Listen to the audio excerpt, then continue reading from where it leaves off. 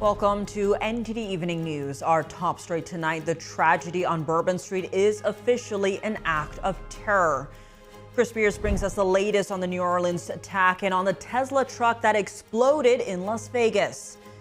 And in response, lawmakers on Capitol Hill are calling for quick Senate confirmations of Trump's national security team and work to address ongoing security threats. Luis Martinez reports from D.C. Israeli forces strike a humanitarian area targeting Hamas terrorists. Meanwhile, Israel releases video of a secret mission in Syria. Jason Perry reports.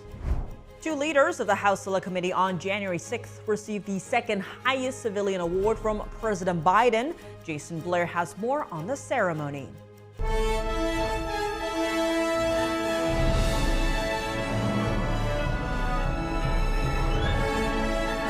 This is NTD Evening News. Live from our global headquarters in New York City, here's Tiffany Meyer. Good evening, and thank you for joining us tonight. The truck attack in New Orleans that killed 14 people has been designated an act of terror by the FBI. And more details emerge about the Tesla Cybertruck that exploded in front of the Las Vegas Trump Tower. Chris Spears reports. The Deputy Assistant Director at the FBI's Counterterrorism Division, Christopher Raya, this morning put a clear label on yesterday's tragedy that shook New Orleans. First and foremost, let me be very clear about this point. This was an act of terrorism. It was premeditated and an evil act. And tips come pouring in from law enforcement, first responders, and the public. We have been aggressively running down these tips and information. As you all know, that takes time, and we will continue to do so until every lead has been followed through on. The FBI believes the suspect, Shamsuddin Jabbar, acted alone and says authorities are in the very early stages of this investigation. Less than 48 hours have passed since the deadly terror attack that killed 14 on Bourbon Street. New details emerging about the suspect in this case. Officials say that while driving to New Orleans, he made recordings of himself discussing past plans to kill his family. He reportedly described how he changed his mind when he had dreams that inspired him to join ISIS. A man who knows Jabbar shared his reaction to the news about the attack. Complete disbelief, utter shock. One of our classmates actually messaged me yesterday morning and asked me if I had seen the news, because that's when they had identified Sham in the attacks. And I told him, I don't believe that. That's probably just false reporting, a mistaken identity. And the more I looked into it, more credible reports started coming in, and it was him. And he never gave any tips or clues to me personally whenever I was speaking with him that he was on the verge of doing something like this. It's just tragic, and I never saw this coming. President Biden, after meeting with his Homeland Security team, said that at this time, the attack in New Orleans doesn't appear to be linked to the Cybertruck explosion in front of the Las Vegas Trump Tower yesterday morning. Officials say the man found dead in the truck shot himself in the head before the explosion. They say he likely intended to cause damage. That damage was limited by the steel sides of the truck, which absorbed the brunt of the blast. Investigators haven't confirmed the identity of the man, but say the IDs and tattoos on his body give a strong indication he is 37-year-old Matthew Livelsberger. Livelsberger is a highly decorated Green Beret Army soldier. Officials say he was on approved leave when he died. Chris Spears, NTD News. This week's deadly incidents in New Orleans and Las Vegas have thrust Turo, a car rental platform, into the spotlight. In a statement yesterday, the company confirmed with a, quote, heavy heart that vehicles rented on the platform were involved in the two attacks. Turo calls itself a peer-to-peer car sharing service, meaning users can rent cars through the app directly from their owners. And one day before the 119th Congress comes into session, lawmakers are reacting to the terrorist attack in New Orleans. Our Washington correspondent Luis Martinez has more on this story. Lawmakers have condemned the terrorist attack in New Orleans and have called on Americans to continue to live in liberty. Terror wins when it makes us fear and makes us not do what our life normally is. That's when the terrorists win. That's the whole point of terror. They don't go out and shoot somebody in a small little town. No, they go to where they know there'll be a lot of attention, and that's where they do their terrible deeds. For us to win, we have to continue to live in liberty. Congressman Jamie Raskin reminded the public of the facts that authorities have shared thus far, highlighting that there is, as of now, no evidence that the New Orleans attack is linked to the suspected terror attack in Las Vegas. He also was an Army veteran.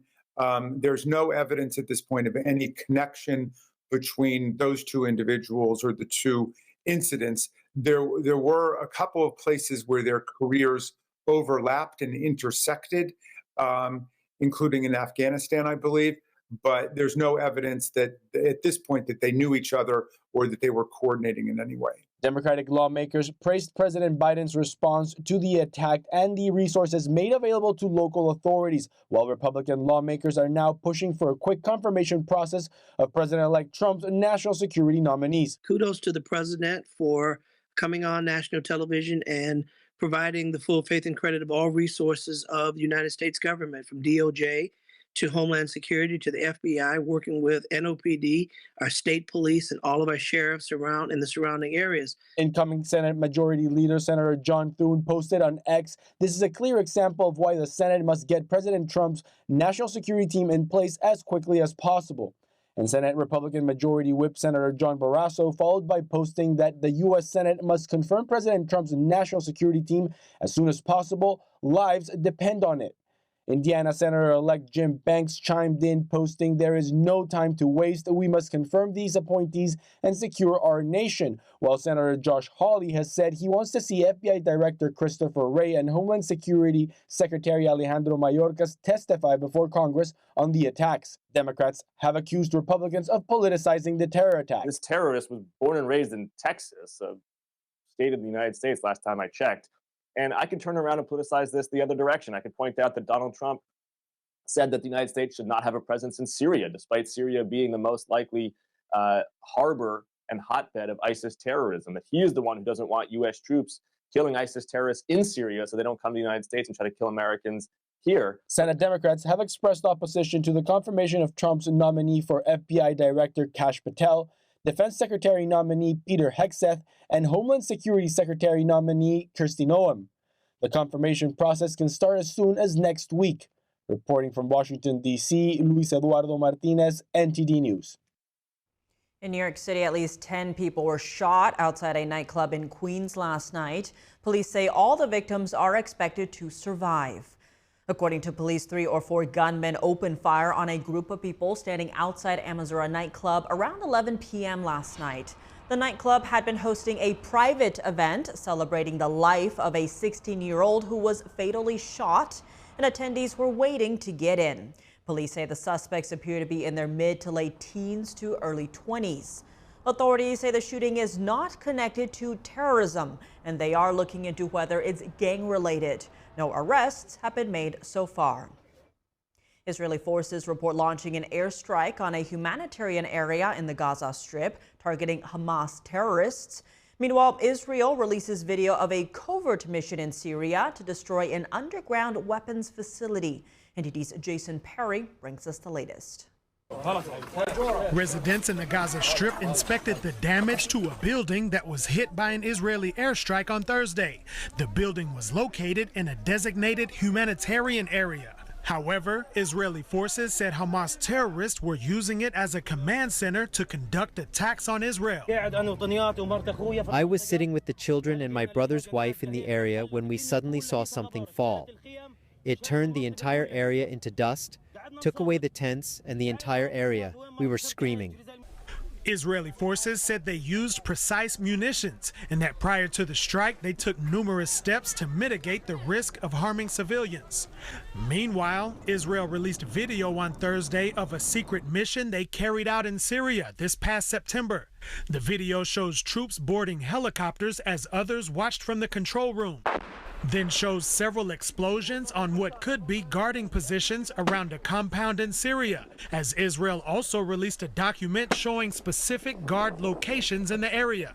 Then Israeli troops entered the underground facility, which was reportedly funded by Iran and used for manufacturing precision missiles. Then troops collected intelligence documents and then destroyed the facility before returning to Israel.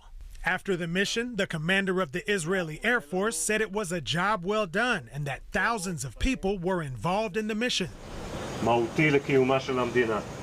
This was a significant event for the existence of Israel, no less. And now that we are almost peacefully on the ground upon the completion of the mission, we can be proud and we can tell future generations that we did something significant for the security of Israel.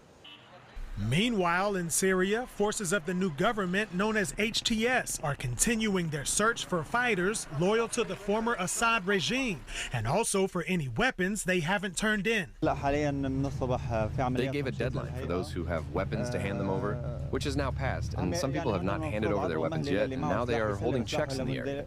They enter very politely and transparently. They let us out and go in and search. We return and see the house as it is. This comes as the new Syrian government continues to build diplomatic relations with other countries. During his first official visit abroad on Thursday, Syria's new foreign minister met with his Saudi Arabian counterpart. Jason Perry, NTD News. President Biden awarded former Congresswoman Liz Cheney, Congressman Benny Thompson, and 18 others the Presidential Citizens Medal in a ceremony today. The medal is the second highest award a civilian can receive in the U.S. NTD correspondent Jason Blair has more. Former Congresswoman Liz Cheney and Congressman Benny Thompson are among 20 people who received the Presidential Citizens Medal from President Biden. Today, we celebrate a new group of Americans who dedicated their careers to serving our democracy in other essential ways. Thompson and Cheney led the congressional committee that investigated the breach at the U.S. Capitol on January 6, 2021. President-elect Donald Trump has said that Cheney, quote, could be in a lot of trouble based on the findings of another congressional investigation into that committee's actions. Ahead of the Thursday ceremony, the White House released the names of the 20 recipients in a statement. It reads, "The Presidential Citizens Medal is awarded to citizens of the United States of America who have performed exemplary deeds of service for their country or their fellow citizens." President Biden believes these Americans are bonded by their common decency and commitment to serving others.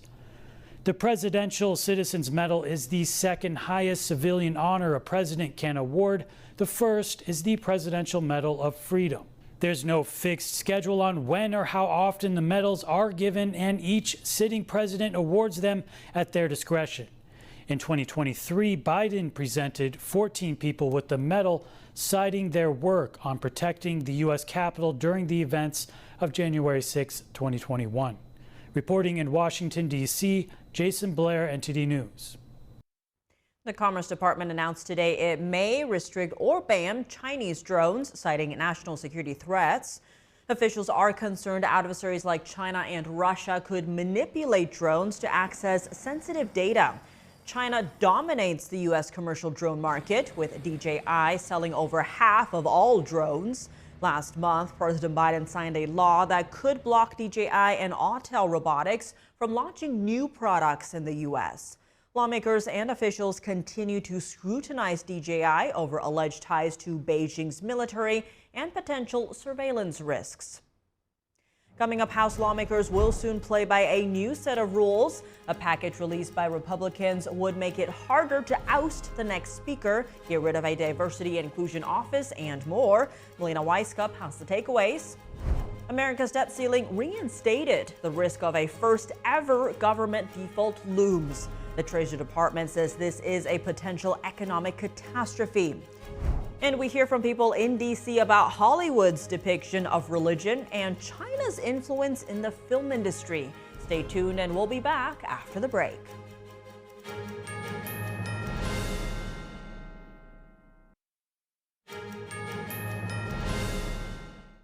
Welcome back. I'm Tiffany Meyer. A new set of rules unveiled in the House of Representatives. Republicans want to avoid a repeat of the last Congress, when they went nearly a month without a speaker because of a small group of dissenting Republicans. NTD's Melina Weiskup has more details on the new rules for the incoming Congress. Lawmakers are preparing to start work in the 119th Congress, and the Republican majority reveals a new set of rules to play by. One will grant the next speaker more of a shield from being ousted. The rule is called the motion to vacate. Right now, just one member could call a motion to vacate, a tactic used in the 118th Congress to oust former Speaker Kevin McCarthy. The new rule would require at least 8 other lawmakers to support the motion for it to be effective. It's a result of negotiations between the most moderate and most conservative wings of the Republican Party. Here's what the two sides said back in November. And we've been able to work across the conference to eliminate the controversial issues that could have divided us. Because of this agreement, we are in a better position to move forward the Republican agenda. And while the deal was made among Republicans, House Democrats are unsettled that it takes away their ability to call for ousting the Speaker. Other new rules would change the names of 2 committees and eliminates the Congressional Diversity and Inclusion Office. But to affirm the rules, the House needs to first vote for the Speaker. That vote is set for Friday. It's shaping up to be a tough vote for Speaker Johnson to keep the gavel. As of now, even President-elect Trump's total endorsement for Johnson has not made that path any easier. Congressman Thomas Massie became the first Republican to publicly oppose Johnson's speakership on Wednesday. He does not have my vote. Massie says he's not confident Johnson would allow Republicans to keep the majority 2 years from now. Trump continues to praise Johnson publicly, trying to help him shore up the support needed to win the speakership, reasoning that, quote, he's the one that can win right now. Reporting from Washington, D.C., Melina Weisskopf, NTD News. If Congressman Mike Johnson keeps his gavel, he will have the narrowest House majority in nearly 100 years. Republicans won 220 House seats in the November election. Democrats won 215, but the partisan breakdown could actually be 217 to 215. 2 GOP lawmakers are expected to join the Trump administration, and GOP Representative Matt Gaetz is not planning to return to Congress. How will the narrow Republican majority affect votes for the speakership and passing legislation? We'll have political strategists from both sides of the aisle on NTD's Capitol Report. Tune in at 7 p.m. Eastern to hear their insights. The nation's debt limit has been reinstated, opening the possibility that the government could default for the first time ever. Congress last raised the ceiling June 2023 after reaching it early that year. Lawmakers voted to raise the ceiling until the beginning of this year. Here's the story. The nation's debt ceiling has been reinstated, heightening the risk that the U.S. could default for the first time ever if it can't borrow more to meet its financial responsibilities. The Treasury Department says default would have catastrophic economic consequences and lead to another financial crisis. The new debt ceiling is at around $36 trillion. Treasury Secretary Janet Yellen says in a letter America will hit this ceiling in mid-January, urging Congress to act. The ceiling is politically contentious. Many conservative Republicans say there should be significant spending cuts instead of or in addition to raising the ceiling. They say the national debt is already over the $36 trillion limit. The government has continuously raised the ceiling as the debt continuously grows. Many Democrats want the ceiling raised to avoid default and to continue payments for items like Social Security, Medicare, government salaries, and interest payments. President-elect Trump wants to get rid of the debt ceiling. In an NBC News interview, he said it doesn't mean anything except psychologically. Trump will be inaugurated on January 20th.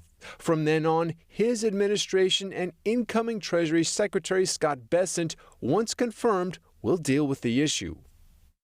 Turning our attention now to Hollywood. In recent decades, critics have suggested the film industry is showing hostility towards religion.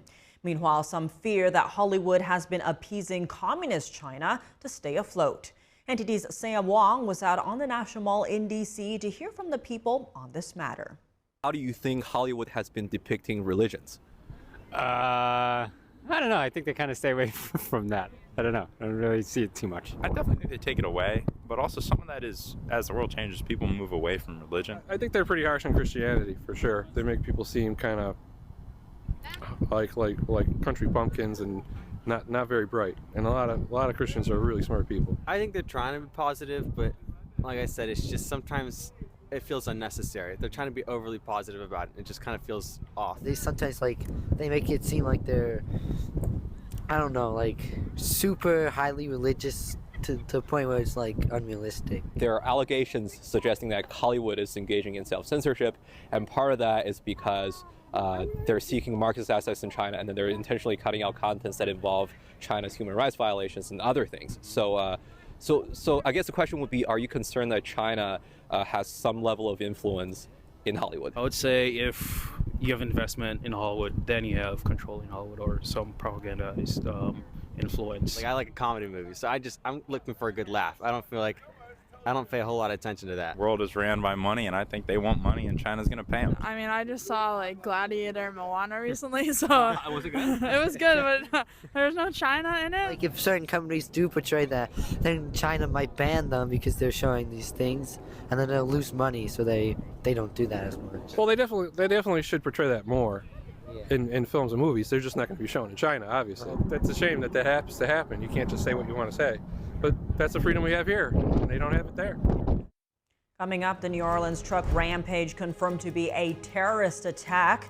A public safety specialist shares how you can stay safe at large events after the break.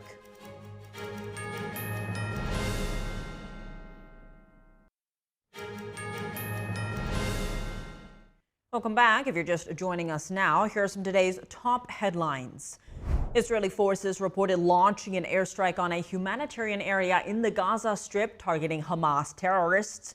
Israel said terrorists were using it as a command center to conduct attacks on Israel.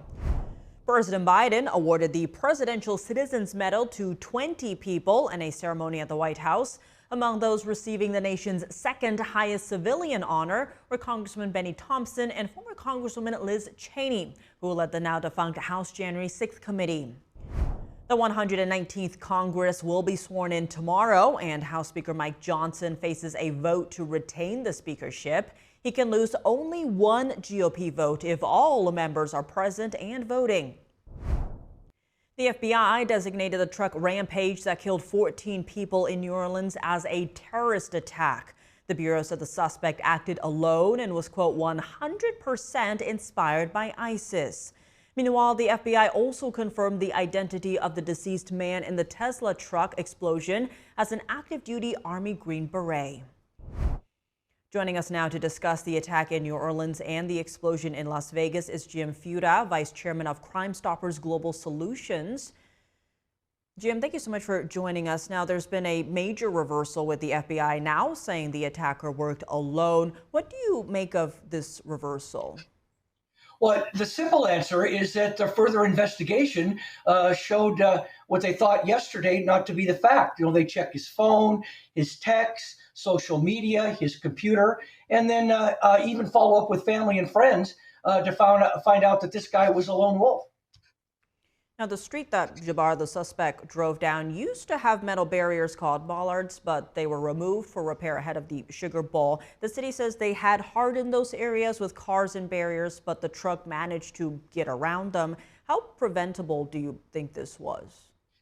Well, crowd management in any large crowd is difficult, and the larger the crowd and the more open the venue is, makes it real difficult. But a risk assessment was done on this. The type of event, background of similar events, estimated size of the crowd, even the time of day and weather matters, and the possibility for violence. That was all checked. And, when these are put together, there is an incident command post that brings all the critical infrastructure together for the decision making, and then there's an operational command post where those key decisions are made as the situation is fluid and is ever changing. So I think they did all that they could for the information that they had at the time. And Jim, do you think it's possible that the suspect learned of these missing ballers, perhaps scoped out the area and took advantage of a gap he saw? Well, I'm thinking that given this guy's background, that he definitely did his scouting ahead of time and looked around. And the thing too, he used a vehicle, that is a lot harder to trace for people that's going to commit a crime like this. And also you have to consider the time of day. The event actually, the main focus of the event was around midnight. This was 3:15 in the morning, where most likely NOLA PD was starting to break things down, and a lot of the guard at this point was starting to let down, thinking the event was winding down and going to be over. And this is when he decided to hit.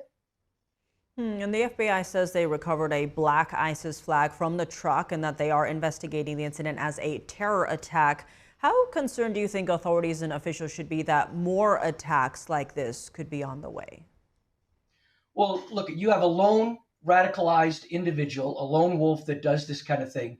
There's more people out there that are on the same philosophy. So it's obviously possible that we could have more of this. And this is where the public family get involved, where they can notice changes in the personality of their loved ones or their neighbors that should be reported. If you feel that there's something changing about this person, you can even report it through Crime Stoppers or remain anonymous, so you don't have to feel like you're turning somebody in, and at least that information could be useful in the future.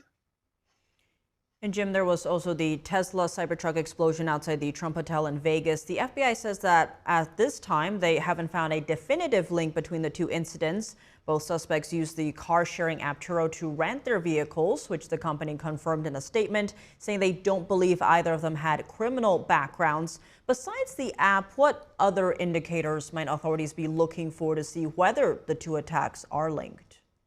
Well, I think what they'll be doing the same thing with the individual in Las Vegas that they did in New Orleans. They'll be checking with family, friends, social media, his computer to see where he was at and see if there were any more similarities other than they had military backgrounds. And I think we'll be hearing more about that in the coming days. And given these recent attacks, there was also that shooting in Queens, New York last night. What can people do to stay safe, especially if they are going to be in crowded public places?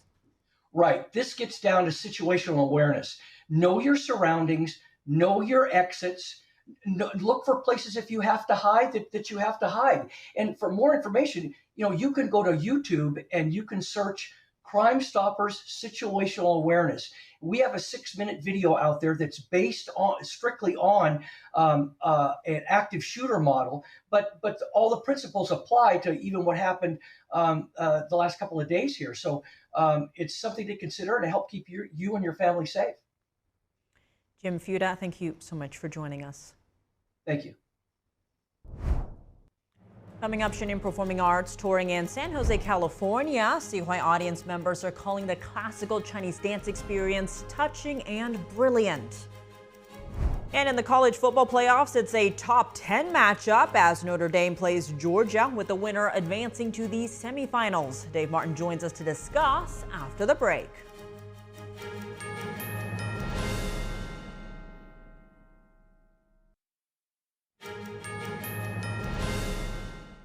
Welcome back. I'm Tiffany Meyer. Let's zoom into Silicon Valley, where people describe how they were touched by the Shenyun experience and traditional culture. NTD is a media sponsor of Shenyun. NTD's David Lamb reports. Shenyun Performing Arts just wrapped up its 5 performances in San Jose, California, and they're heading to San Francisco next. We spoke to patrons after watching the performance to see what they have to say about the experience. It's incredible. We saw it a few years ago, but this one is even better than before. The blend of colors and talent and endurance of these dancers is mind-blowing. We really love it. I sing, so I especially resonated with the vocalist and the song, and especially the lyrics. It touched me, touched my heart, felt true to me. So a lot of what was expressed through the lyrics. That music is masterful. The dancing is brilliant. I can't imagine how many hours of practice those people must put in. Oh, wonderful. I think it's wonderful. It's really, really nice. Some of the portion of the shows are really mesmerizing.